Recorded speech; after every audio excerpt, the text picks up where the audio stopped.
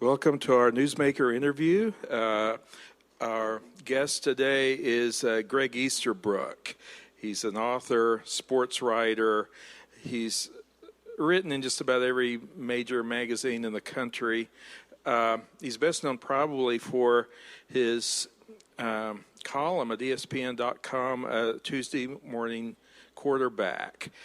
There he gives us incredible analysis of football games and sports, but does so much more. It's just filled with odd, quirky little facts about politics and TV and pop culture and just some of the many strange things going on.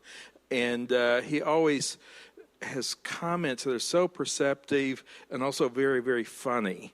So I'm a big fan of that. But he's also the author of 9 books.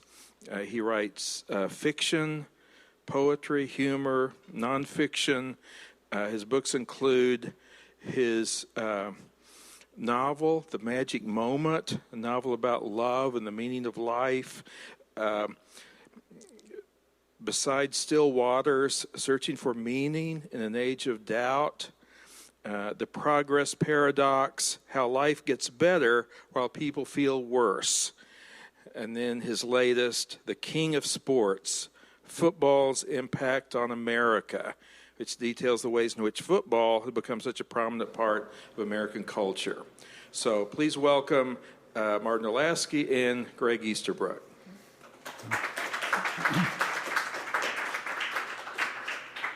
Well, thanks. Like Provost Beeth, I'm a fan here. I think Gregg's column, Tuesday Morning Quarterback, is the best sports column in the United States, and his recent book, The King of Sports, about football, is the best book I've ever read about football. So I recommend both of those. And then this one here, Beside Still Waters, that Ed Veith referred to. It's a really interesting book. I don't recommend it as enthusiastically as I recommend the others, but it's a theological. It's challenging, and I think it's good for people to read things that challenge them and then be able to react. But we're going to talk mostly today about football and the King of Sports again, football in America. It starts out with 2 chapters on another school here in the state of Virginia, Virginia Tech. If Patrick Henry had a football team, I would highly recommend the Patrick Henry football team not play Virginia Tech's football team for many, many years. But you recommend that highly. I mean, you really like the coach Frank Beamer, and tell us what you like about him and the Virginia Tech program. Well, my football book is mainly about the things that are wrong with football and how it needs to be reformed. But I didn't want to just be a naysayer. I wanted to show that football could be done in an ethical manner. So I start with 2 chapters describing how the Virginia Tech program works and how it's structured differently from other big college football programs.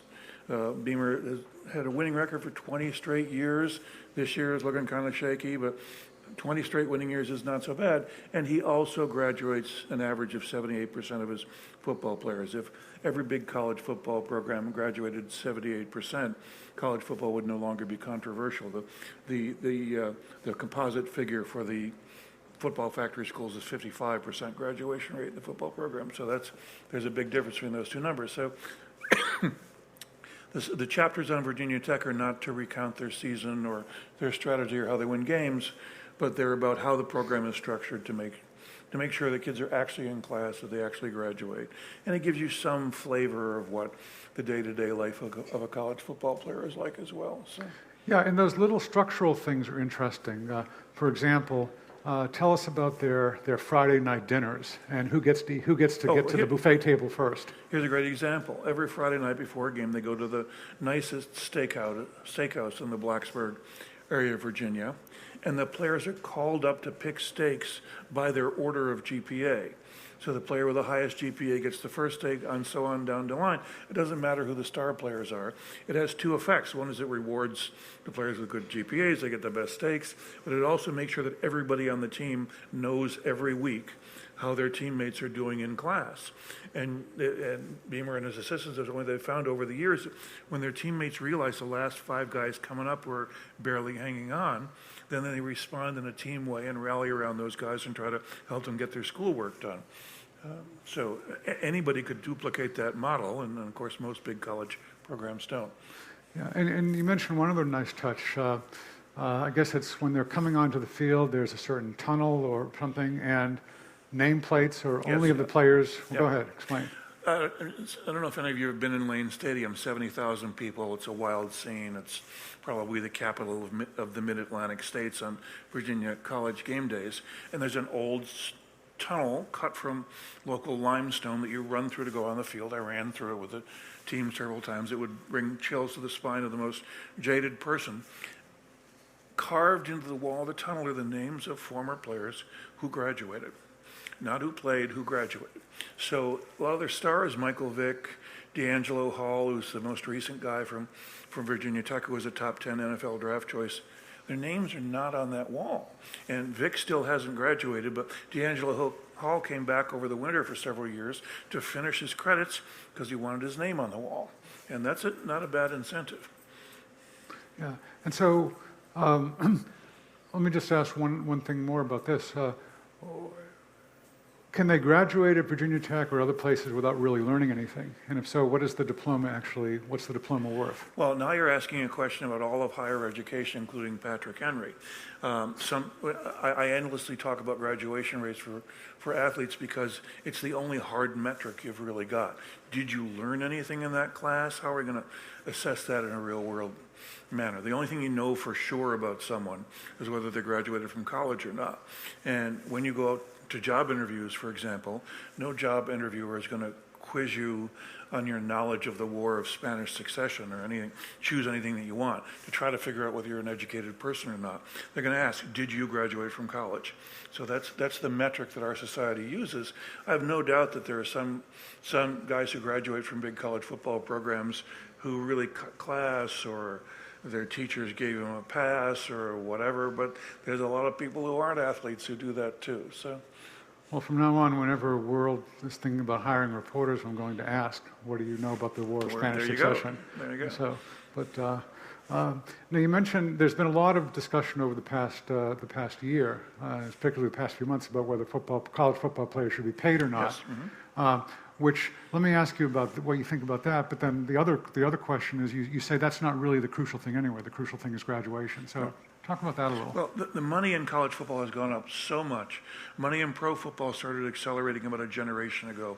Very roughly about 1990 was when the money started shooting up. Money in college football started shooting up about 10 years ago. So the more money there is in something, the more incentive there is to cheat, the more distortion of values there are, et cetera. And also the more senses that it's the greater the sense that it's unfair if the people who are generating the revenue, the big college football factories, Ohio State, Florida, Tennessee, you name one, they average 40 to 45,000, million, that's the wrong number of zeros, $40 to $45 million a year. That's what they clear from football. And most of them That's their profit. That's their profit, right. Okay. Most of them don't even donate it back to the endowment of the academic mission of the school. Most of them just keep it in the athletic department. So as recently as 15 years ago, that number was less than half that amount. So as the number goes up and the players aren't paid, also what goes up is a sense that it's unfair that they're generating all this value and not getting anything in return. And I think it is unfair, but what they should get in return is a diploma. A diploma adds $1 million a year, a bachelor's diploma, $1 million a year, $1 million a lifetime, year, lifetime, zero zeros, $1 million to your lifetime earnings. What could you pay college football players if you paid them? The big programs could pay $20,000 to $40,000 per player per year, depending on which school. Some are better than others. Texas, where you're familiar with, is very high on the football income scale. It could pay its players $40,000 a year. Virginia Tech could probably pay $25,000 a year. So maybe that's better than nothing.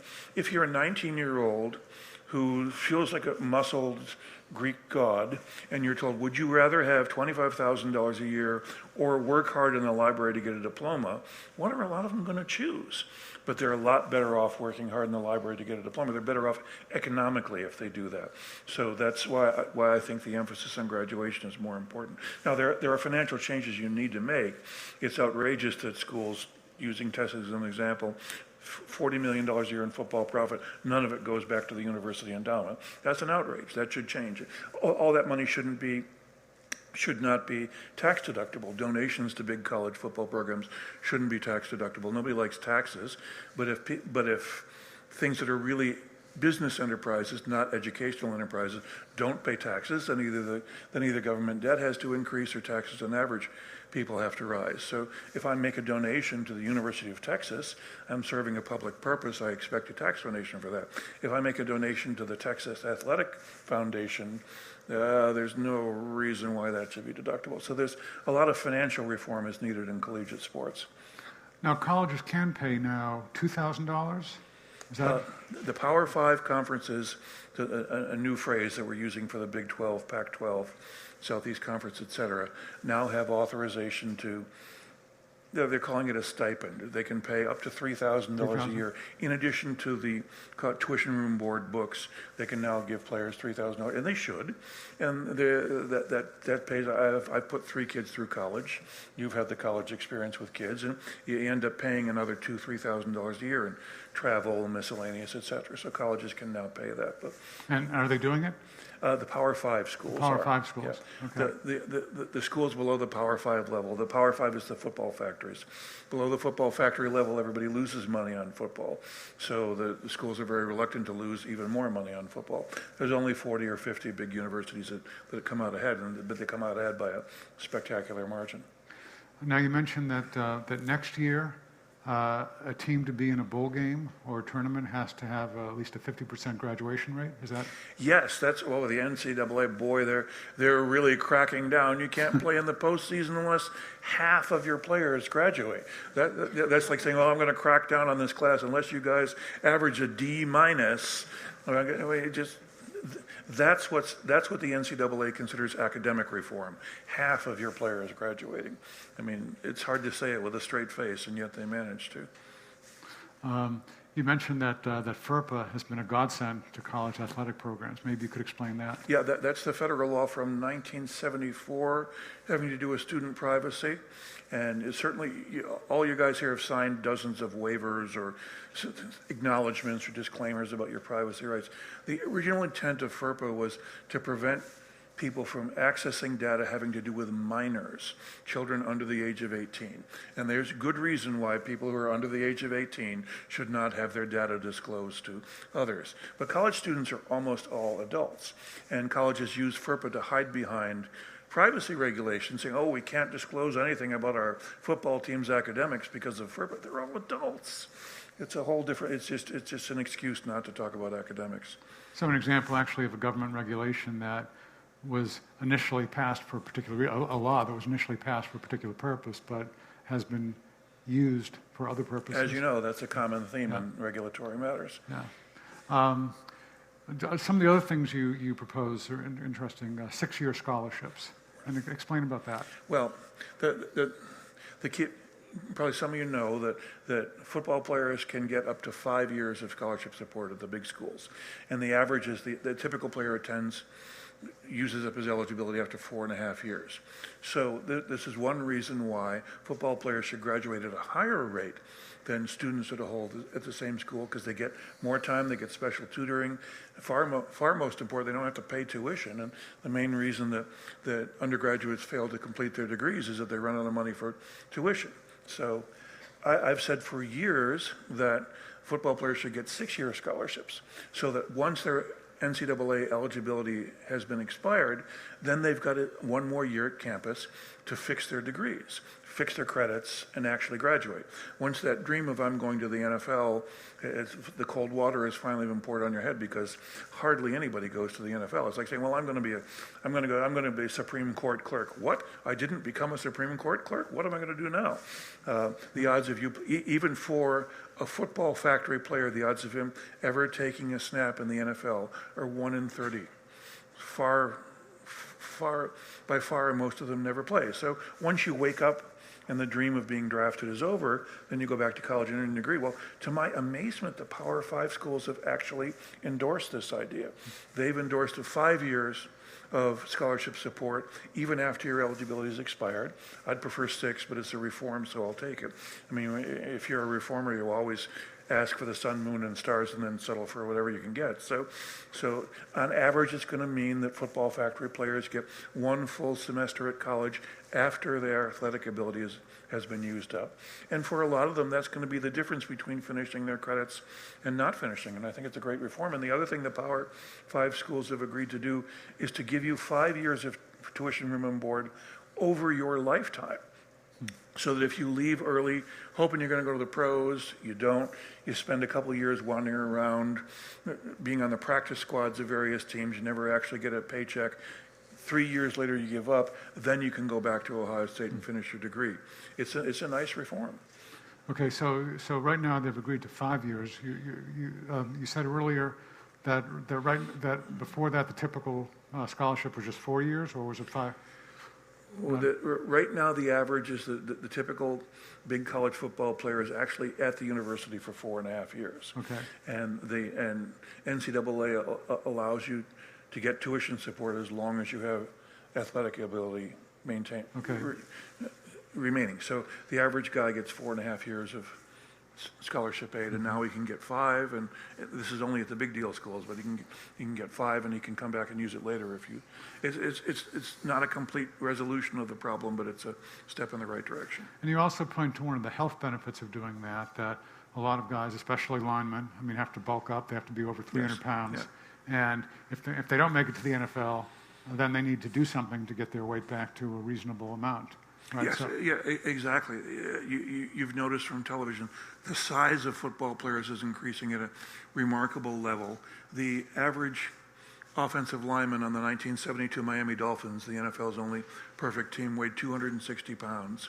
The average offensive lineman on this year's Washington Post All-Met team, actually last year's, this one's haven't come out. These are the high school students. High school players weighed 310 pounds, 50 pounds more than the average lineman of the Miami Dolphins perfect team. Now, all of America, our girth is increasing. I'm nobody to talk. But to have the national sport be one that celebrates weight gain in a nation with a childhood obesity epidemic can't be the world's best thing. The health data all shows that if you gain weight artificially for sports and then lose it as long as you stop playing sports, that you'll be fine. So college football players at the big deal schools where you have to put on 50 pounds, they really need a year of supervised nutrition and exercise to return to their natural weight. So that's another good benefit of this. And along these lines, you quote someone saying that the 1966 Green Bay Packers, one of the great professional teams, playing the worst team in the NFL right now, would lose by 50 points. Oh, they would. If the 1966 Green Bay Packers played today's Oakland Raiders, the game would be over at halftime, just because of the increase in size and strength of players.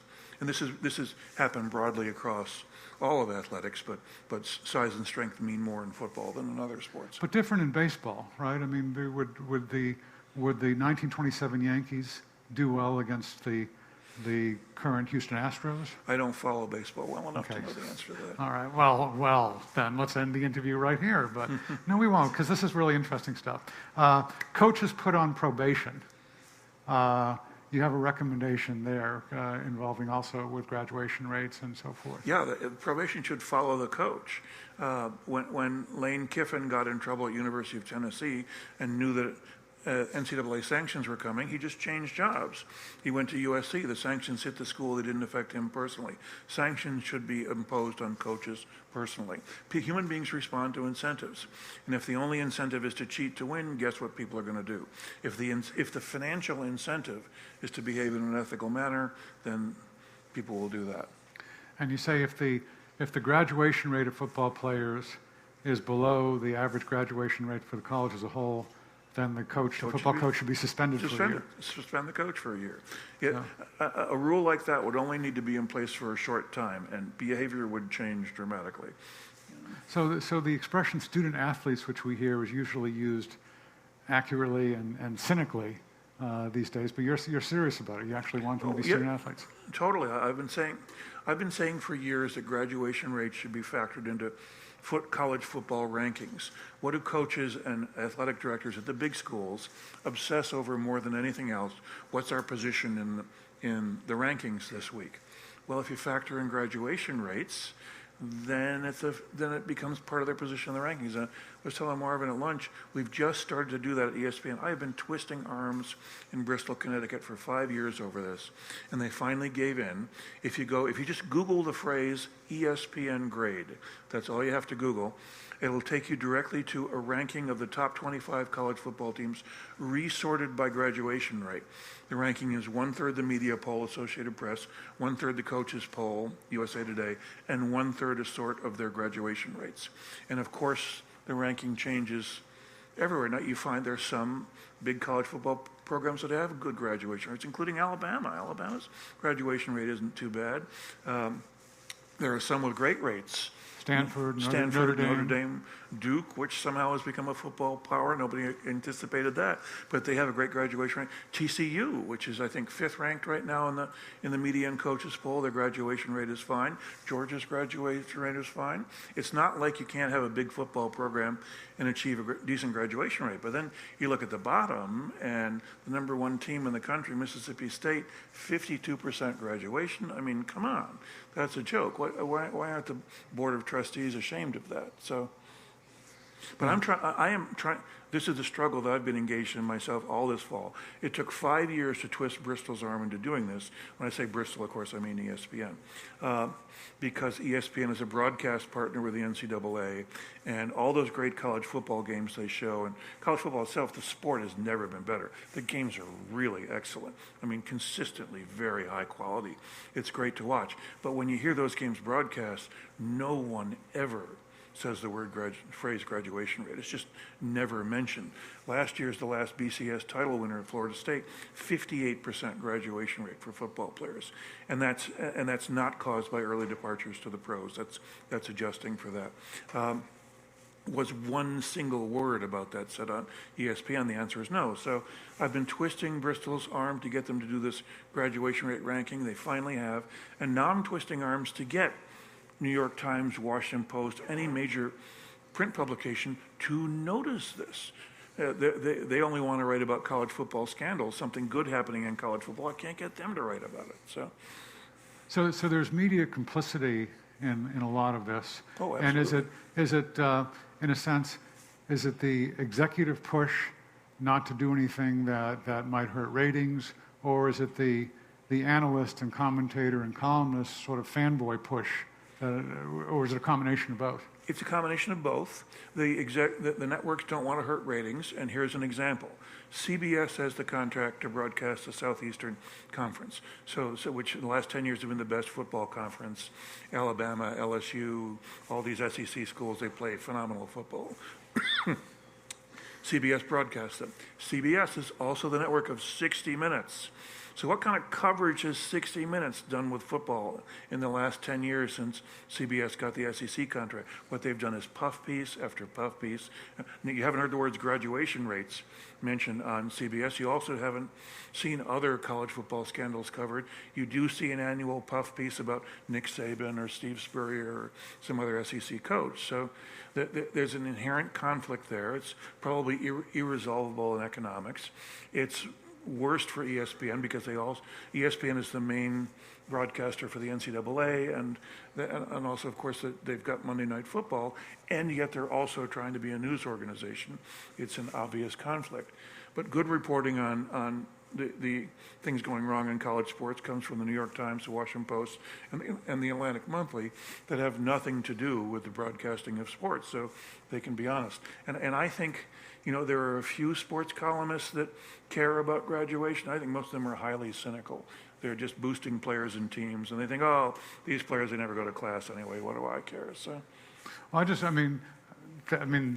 is true to a great extent. Because of this odd system we have of college football teams being essentially the minor leagues for football. Yeah, they are. And that it's a weird situation. But also, I just wonder, again, this is skeptical or perhaps cynical, that if the graduation rates became more important, there would be even more pressure on professors to cheat and lie and so forth. And then how would you handle that? Well, it's certainly possible. We discussed this a little bit at lunch. Suppose University of Alabama or Ohio State or any of those big schools, someday they woke up and they say, you know what, these guys have got to graduate because we're slipping in ESPN grade and we don't want Easterbrook to be mad at us. So we've got to get these guys in class to get them to graduate. Would that just mean that the professors started changing grades or accepting junk? Where we now know the University of North Carolina Chapel Hill scandal that just gets worse and worse. It wasn't just a handful of people. It wasn't something that was happening under the carpet. Thousands of students got A's in classes that literally never met, didn't exist, didn't have a curriculum, didn't have a final exam. Students never met the professor. So maybe that kind of stuff would increase under this regime that I advocate. But on the other hand, this is a problem with higher education broadly. I'm sure it doesn't happen here at Patrick Henry, but at some other colleges, students slide by and get diplomas without doing much work, and that has nothing to do with athletics. So I think this is a challenge for higher education. The policing yourself challenges higher education generally faces it. Actually, I suspect that doesn't happen in Patrick Henry. I think not. This is serious, but I'll give you one example that I gave Marvin at lunch. My younger brother Neil is a professor at TCU. His teaching job before that was at University of Southern Mississippi, which is Brett Favre's school. When he was at Southern Mississippi, the football players who were registered for his classes never came. He contacted them. They didn't show up. Once in a while, he would get a call from a position coach saying, oh, X player, he's definitely planning to work in your class after football is over. And he would flunk them, and the registrar's office would change their grades to B's. And he went to the registrar to complain about it, and the registrar said, it's football, don't talk about it. And that's one reason he left. At TCU, that does not happen. At TCU, his football players are in class, they hand in their work, and if their work isn't handed in, they don't practice that day. And TCU has an 82% graduation rate, and it's the 5th-ranked team in the country now. So you can win a lot of big games and also graduate your players. It's a matter of whether your program is structured in an ethical manner. Yeah, it's doable. Was it at University of Georgia? We had a basketball team where the players actually took quizzes with one typical question being, if you hit a three-point shot, how many points do you get? How many points do you get, right? So anyway. But what's the answer, Marvin? I don't know.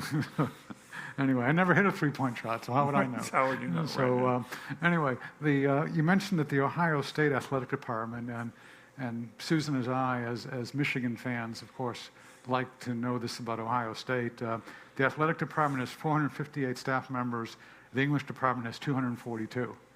So anyway, almost twice as many for Michigan. I'm sure would be very different than that. But anyway, donations to football programs being tax deductible, you would like that to change? Like that to change. And of course, the fact that the NFL is structured as a not-for-profit it's such a basic outrage that why the political system isn't upset about this, I don't know. But there are lots of the whole theory of tax deductibility is that we make things that are deductible that are of benefit to society generally. So college education benefits society. If I became a great donor of Patrick Henry, it would be perfectly reasonable for my donation to be tax deductible. If you guys started a top 10 football team, it would not be reasonable for my donation to the Patrick Henry football team to be deductible. But this is one of the other little things in the book. Again, I don't tend to recommend books in the course of these interviews a lot, but this one, The King of Sports, is really interesting for a specific detail like this, that North Carolina State sells naming rights to positions. So there's the Marek and Mabel Alapin quarterback. There's the Longley family punter. Is that a trend that you? I was watching the Arizona State game last weekend, a fabulous football game, Arizona State versus Notre Dame. And at halftime, there was an Arizona State, two alums giving the school $700,000 to fund a scholarship for a linebacker that's now named after their families. Now, you guys know that at a modern college campus, every building is named, every bench is named, every latrine is named, everything is named at a college. Ivy League colleges do that too. The Ivy League college coaches have names. The guy who's the coach of the Stanford football team is not the head coach. He's not even the Stanford head coach. He's the Bradley M. Freeman Director of Football at Stanford University. So this is partly how colleges are financed. And it's fine if I want to give money to finance your new linebacker, but should I be able to claim a tax deduction for it and force people who do not like college athletics to make up the difference? I don't think so. So you do mention in the book, since I reported this critique of Ohio State, that the University of Michigan in 2008 paid $2.5 million to buy out the contract of Rich Rodriguez from West Virginia, and then in 2011 paid $1 million to San Diego State to buy out the contract of Brady Hoke, who was apparently, according to ESPN, about to be fired. He's about to be bought out too, right? Yeah. So anyway, it just gets crazy. But the Fiesta Bowl CEO paid nearly $500,000 to manage one game. Bowl games are tax deductible. This is an old IRS rule from almost half a century ago. On paper, bowl games are structured as if they were educational enterprises. Now, the Fiesta Bowl, the Orange Bowl has absolutely nothing to do with anybody's education. But but the money that's donated to it is tax deductible. The guy who calls himself the CEO of the Fiesta Bowl, can you imagine that title for somebody who does nothing all year long but organize one single football game, is paid $500,000 a year? And if this was a true free market choice, nobody would have any complaint. I certainly would not. But it's not a true free market choice. It's subsidized by taxpayers with a median household income of $55,000 a year. So let me just mention a couple other things, and then we'll turn to your questions. Boy, a lot more on colleges here, but let's go to the NFL for a minute. 87% of the average stadium cost paid by taxpayers, not owners? Yes. Every NFL owner, there's a couple of ownership families, but every ownership group in the NFL all has a net worth of at least $1 billion. And in several cases, they're well north of $5 billion. And yet taxpayers pay the majority of the cost of building and operating NFL stadia. And in most cases, they either exempt the stadiums from local property taxes or give them dramatically reduced rates. Why? Why should these guys get even a penny in subsidies? It's a very profitable business. The NFL rolls in money, $10 billion a year this year in revenue. It's going to be $11 to $12 billion next year. If Apple came to the taxpayer and said, you need to really heavily subsidize Apple. Our CEO doesn't make enough. You need to start subsidizing. People, they'd be laughed out of the room. And yet football gets away with this. Some of it just relates to how this developed historically. If you look back almost a century ago during the Depression, one of the things the Works Projects Administration did was build public stadiums. And the theory that sports stadiums were a public good, there was far less obsession in sports during that period than there is today, that there would be a public good similar to public libraries. And maybe that was a reasonable argument at that time. But it established this idea that stadiums where private enterprises perform for private profit should be built by the public. Maybe that had to be the case in the 1930s. Maybe it even had to be the case as recently as the 1960s. It certainly isn't the case today. The NFL could fund itself. But the owners, they're a combination of unethical and greedy. You can pick which one you prefer. As long as the taxpayer can be bludgeoned into paying, they expect the taxpayer to pay. At some point, there will be a taxpayer result, and then the revolt, and then the NFL will pay its own way. But that has not happened yet. Yeah, I mean, you all students here learn about the virtues of a free enterprise system, which is indeed, those virtues are real. This type of stuff really hurts. Oh, yeah, the arguments for free enterprise are tremendous. The NFL is not even remotely similar to free enterprise. It's publicly subsidized. It's publicly protected from competition. The NFL's key thing is its antitrust waiver. Imagine what Apple or General Motors would pay to have an antitrust waiver. You can't sue the NFL for antitrust. They're allowed to behave in ways that are antithetical to market competition. And again, maybe that made sense half a century ago. It sure doesn't make sense today. And who's willing to do anything about it? The politician who stands up to in general, our political system is very timorous before interest groups, not just sports interest groups, before all interest groups. But the politician who stands up to the NFL interest group will get blamed for making the football team leave the city.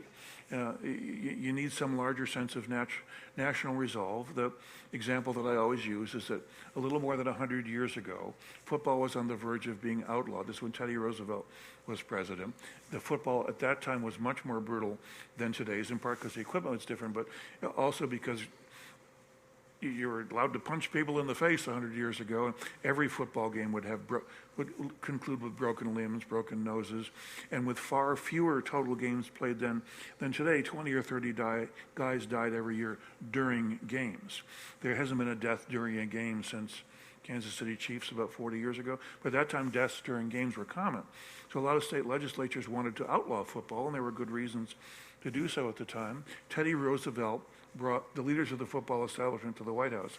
And at that time, the leaders of the football establishment were the presidents of Harvard, Yale, and Princeton. That sure has changed. But he brought them to the White House, and he twisted their arms and said, you got to clean up this sport. You can't keep having... At that time, the academic scandals was over ringers. Guys who are actually professionals would be paid to put on the uniforms of college teams and play. You got to clean that up. They have to be actual students. You got to change the game so people stop dying during the games. Well, cleaning up football, it turned out, made it far more popular than it had been before. After it was cleaned up, people liked it more. And I think we've reached the same point. Presidential leadership would be the ideal thing, but you got to get the leaders of the now far larger football establishment all in the same place and twist their arms and get them to clean up their sport. And I think the result would be it would become even more popular. Okay. And one more question, and think about what you'd like to ask. Talking about health, there's been a lot in the press in recent months about concussions in football. Can you brief us on what the real issues are there? Well, the most important thing to remember about the concussion, you've all heard a lot about this, obviously. The most important thing to remember is that nobody wants an NFL player to get hurt. I certainly don't. But there's only 2,000 of them. And they're adults who knowingly assume a risk in return for being very highly compensated. And Barack Obama said this a year or so ago. He said, I don't feel bad about watching the NFL because they're adults who know that they're assuming a risk and they're highly compensated. And as regards the NFL, that's totally true. There's no reason you shouldn't watch an NFL game and cheer for hard hits. But 99% of football players are not NFL players. 3 million at the youth and high school level. That's where almost all football is played. Almost all American football players legally, they're not even adults. Legally, they're children. Law does not allow children to assume risk in the way that it allows adults. And the vast majority of them will never receive anything tangible for their playing of football. Now, they may have a great learning experience. I played high school and college football. Both my boys played in high school. One of them played in college. Under the right environment, football can be a great experience. But they're never going to get anything tangible from it. And they're the ones where the concussion crisis is. Because there's 50 to 60,000 concussions per year in youth and high school football. That's just way too, in a society that makes education more important with each passing year, to have an ever larger number of kids bashing each other in the head, and of course they're almost all boys. I think there's a relationship between the decline of boys in college and the increase in popularity of youth and high school football in the last generation. I don't think that's the main thing going on, but I think that there is a relationship.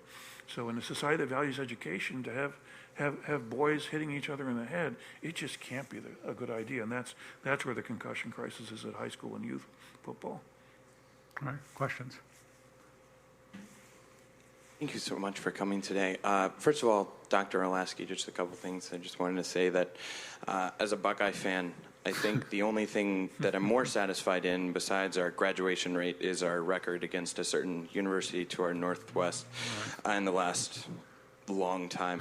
Beyond that, though, speaking of concussions, where do you see football as kind of a national pastime of sorts going into the future? Because I think right now it would be an interesting discussion on whether football or baseball is truly our new national pastime.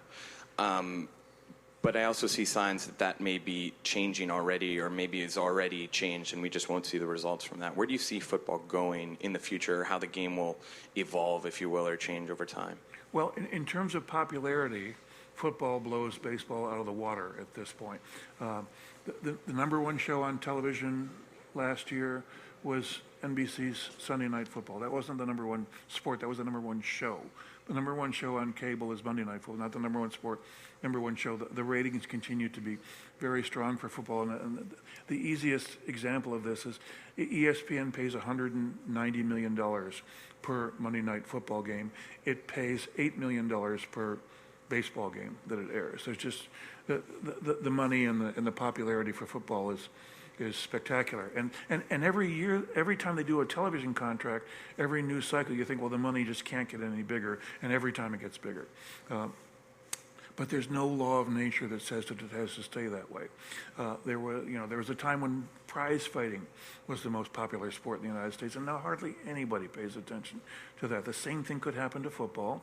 And when you look at football, people say, well, it's the legal liability. It's a legal liability. It is, but not to the NFL. The NFL has so much money it can buy its way out of anything. And it's pending settlement with its former players. It's now everybody thinks likely to be approved. That will end its most worrisome liability. The liability questions are all at the high school level for two reasons. One is there's just so many more high school players than pro players, but also because of the difference in how you assume risk, the NFL's former player settlement, assuming it's improved, is going to look like it's looking like it's going to be $60,000, $70,000 per former player.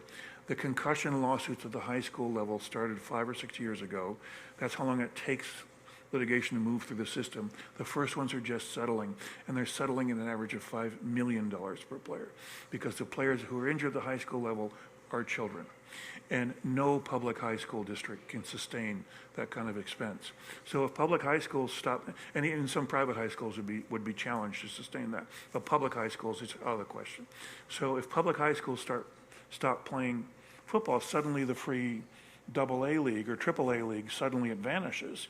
And could you do football on a club basis like is done in Europe with basketball and soccer? Maybe, but football involves so many more people and so much more physical use of land. It's hard to imagine doing a lot of prep level football if it's not affiliated with high schools. That's the threat to football.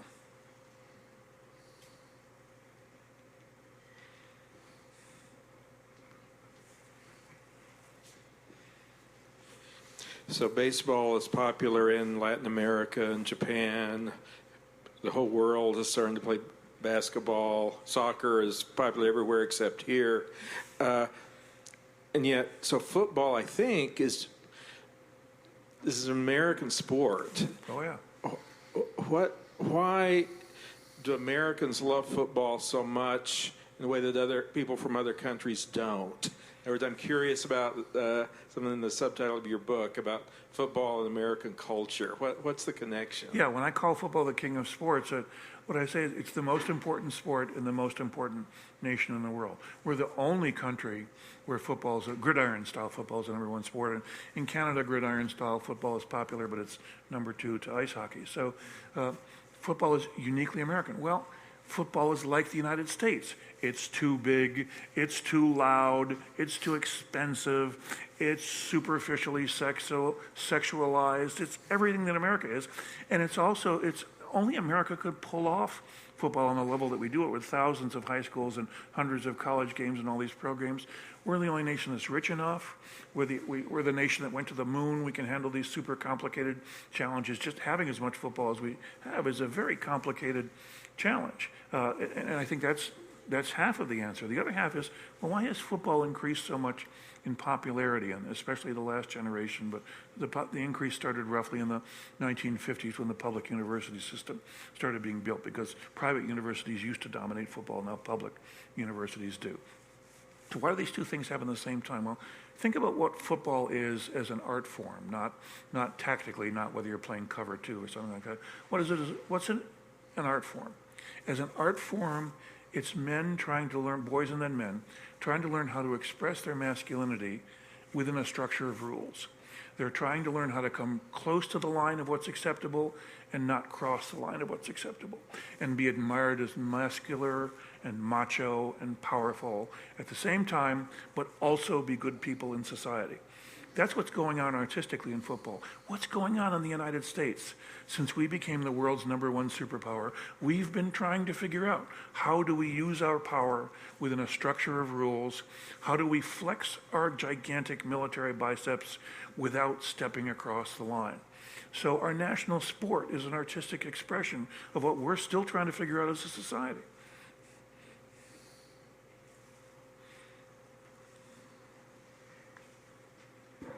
One of the things in your Tuesday morning quarterback column, which I absolutely love, by the way, every week you have like the 600-yard club and the 800-yard club of colleges' offenses who put up huge numbers and then end up losing the game because the other offense was even better.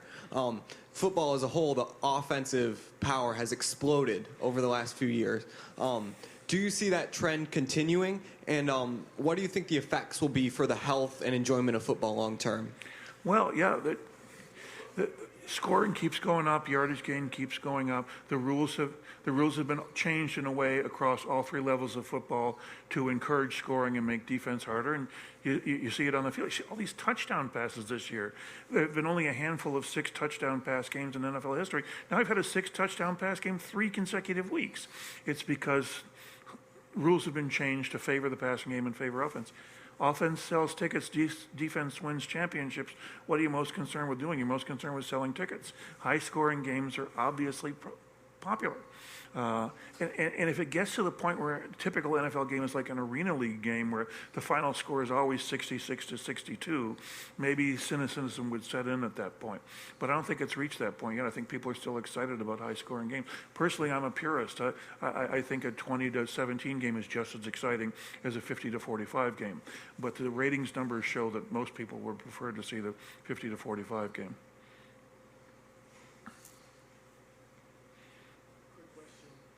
Just about some of the more pragmatic aspects of your profession. And first, do you work out of ESPN offices? And no, I've only been there a couple of times, and I can tell you, Bristol, Connecticut, it looks like CIA headquarters. There are all these big buildings. Obviously, ESPN's a big corporation, but they all have these gigantic C-band satellite antennas on their roofs, and it looks like they're trying to guide a space probe to the planet Saturn. And now at this point, several thousand people work there, all with these CIA quality screens ahead of them. But no, I work out of my house. Is there like a fraternity between ESPN columnists? You meet Bill Simmons and guys like that? Do you guys hang out together? Simmons, I'm going to say no comment on because everybody has trouble getting along with that man. All the other columnists, there's a fraternity with, yes, male and female. Everybody gets along with everybody with one exception. Nobody gets along with Simmons. Glad to have the no comment on that. Yeah. And then finally, I'm just wondering, what does your week look like with all the columns you write? Do you travel, go to games, that kind of thing? Well, just on a logistical basis, if you read TMQ, you know, roughly half of it's what happened in that week's games. Then there's a quarter of it that's reflections on some aspect of society that I could write at any time. And then there's another quarter of it that's pop culture, and pop culture is the easiest thing to do. So that second half, reflections on society and pop culture, I write all of those in the off season. During the season, I just watch football and write about what's going on in football. So, but I work on it about 3 days a week. If I'm recalling right, maybe I don't have it right, I remember that you have a theory that teams shouldn't punt nearly as much as they do. They should go for it on 4th down. They should always go for 2 points conversion instead of kicking it. Do you comment on that for the benefit of our students here?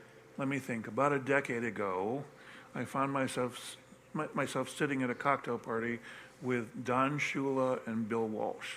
Those are 3 people at the table, the 2 of them and me, 2 of the greatest football coaches ever. And I asked them what they thought would happen in the future. What was there left to be done that hadn't been done?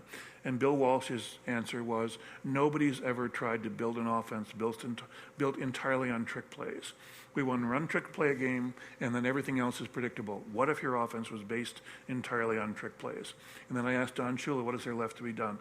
And he smiled and said, someday there'll be a coach who doesn't punt. These teams that you see guys punting on 4th and 1, in football, possession of the ball is far more important than field position by like huge orders of magnitude. You can't score unless you've got the ball. And at the NFL level, the median play, not the gains 5.2 yards. If it's 4th and 1, why are you punting? Especially if you're punting in opposition territory. The New Orleans Saints, a typically aggressive team, they went into overtime against the Santa Clara, now not the San Francisco, but the Santa Clara 49ers in their last game in overtime. In the NFL overtime format, possession of the ball is everything. It's the only thing that matters. And they had 4th and 1 on the Santa Clara 42, and they punted. And I just said, what do you do? And the reason for this, people are not completely irrational. There is more irrationality in life than we might prefer to admit. But the coaches know that they're expected to punt on 4th down. So if they punt on 4th down and they lose, the players will be blamed. If the coach makes the decision to go for it on 4th down and they lose, then the coach will be blamed. So it's done for blame shifting reasons. But someday there's going to be a coach who doesn't punt, and that's the next revolution that's waiting. Yeah, in baseball, that other sport, I mean, the sabermetrics people, the statistical analysts, I think have pretty well made their point that bunting is 90% of the time stupid, and a lot of teams don't bunt anymore as much as they used to. So you think this would happen? Well, but it's a different reflection. If you don't bunt and then you lose the game, you say, that manager, he's a monster. What kind of lunatic was he for telling that guy to swing at the pitch? It's a different cultural thing in football. Okay, no, but Walsh and trickery. What I learned at lunch is that the Canadian Football League has a rule against players appearing in disguise. But here in the United States, there is no such rule. So don't you think that's going to... So you could appear in disguise? I guess so. Appear in disguise? I like trick plays. I find them amusing. I like Boise State football, in part because trick plays are fun. But college and pro level both tend to say, that's not real football. We want to do real football. So, but whether you could actually build an offense that was based entirely on trick plays, I don't know, but I'd like to see it. It'd be fun to watch, wouldn't it? Might not work, but it'd certainly be worth a try. So that will be the Patrick Henry football team. That would be the Patrick Henry team. There you go. Towards the end of the football book, you come back to Virginia Tech, and you mention Ike Whitaker, who I had never heard of, but apparently, I mean, he was, as a high school student, he was sort of on the level with Tim Tebow being talked about. Yeah. And then he flamed out, and you mentioned he found a religious rehabilitation program and became a Christian. He had all sorts of drug problems, but he found that program, became a Christian, changed his life, and you met him in a halfway house in 2012. And so tell us about him a little bit. Well, he was the Washington Post. He grew up in a town about 15 miles from me, and he was the Washington Post All-Met Player of the Year in 04, 05. I saw him play a couple times in high school. He looked, if you like the way Mike Vick plays, Ike Whitaker was twice that. And every college wanted him. At that time, Florida was a national champion, and his recruiting choice boiled down to between Florida and Virginia Tech. And when Tim Tebow chose Florida, then he chose Virginia Tech. And I got to know him through Virginia Tech. I see him once in a while. The last time I saw him was about a year ago. Real serious drinking problems. I mean, like drinking in the morning, drinking problems. He should be the NFL's most valuable player right now in terms of athletic talent. Nobody's ever been better. And he's not a bad person. He never broke the law. He never harmed anybody. He just had an addiction that he couldn't control. And he beat it he tried everything he could think of, and it was a Christian self-help group that finally allowed him to beat it. And as of a year ago, he had a couple of jobs as high school assistant coaches, hadn't worked out. He was still living in a halfway house. The nicest thing you can say about Ike, besides that he's a pleasant person personally, is that he's never harmed anyone. But his life is really pretty fouled up. And he's certainly not the only one, unfortunately. There's a chapter in The King of Sports called Used Up and Thrown Away, about young football players of fantastic athletic potential who ended up halfway house is a good outcome for a lot of them who ended up in jail or penniless or dead. And one of my complaints about the way football is broadcast on television, I hope you sense that I love this sport. I go to way too many football games, and I have way too many in my future. I go to the Super Bowl every year, I go to the BCS title game every year. I take my kids, including my daughter. We have a great time. But when you see football broadcast on television, Who are the commentators? They're the winners of football's contests. They're always bright, articulate, good-looking guys who were not injured by the sport. And they talk in great rah-rah terms about how wonderful the sport is. You don't see guys whose bodies or brains were broken by the sport. To television, they don't exist. And there's at least one of them and maybe more for every guy who becomes a success because of football. So, I mean, the Ike Whitaker story, you'd think that would be a story that CBS or Fox or someone else would have, but they haven't done that, right? I mean, To my knowledge, television hasn't done Ike. I wouldn't rule it out, but to my knowledge, Okay. Let me just. I haven't talked to him in years. So. Yeah, in the 3 minutes we have left, let me just run through a couple of the other proposals you've made that are interesting as far as, kids. I mean, no tackle football until age 13 or 8th grade. Mm-hmm. Okay. And then this is intriguing, the NFL press guides. You only want them, well, tell us what you want the NFL press guides. NFL press guides, or where you see NFL rosters at NFL.com in your program, whatever, every single player has a college listed after his name. That implies that he graduated from that college. 50% of NFL players are college graduates.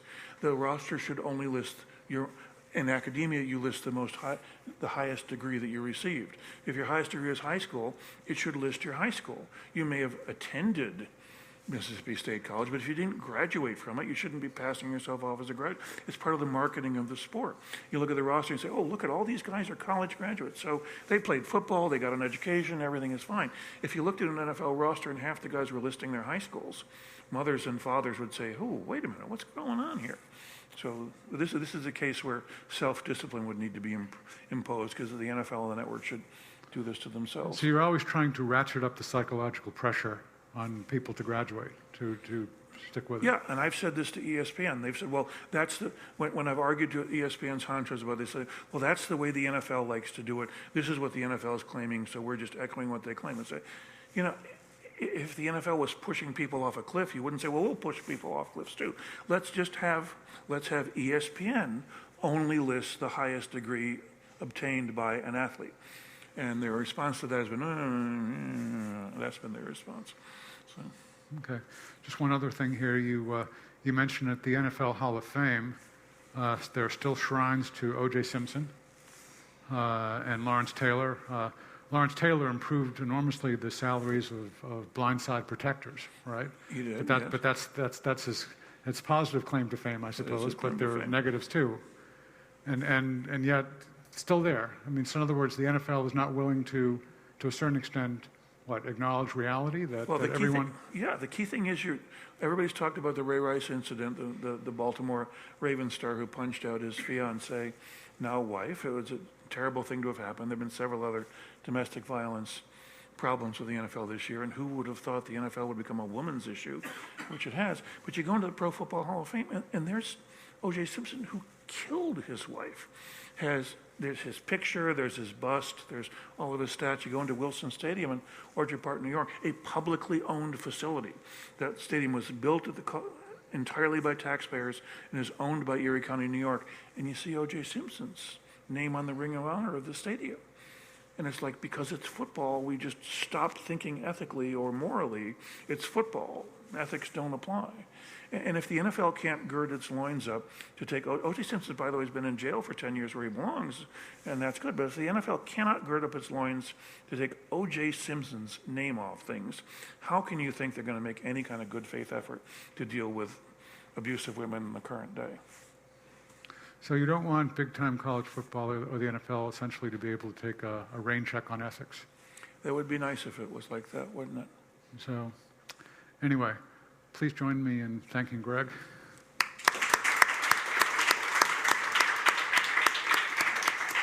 Yeah, good job.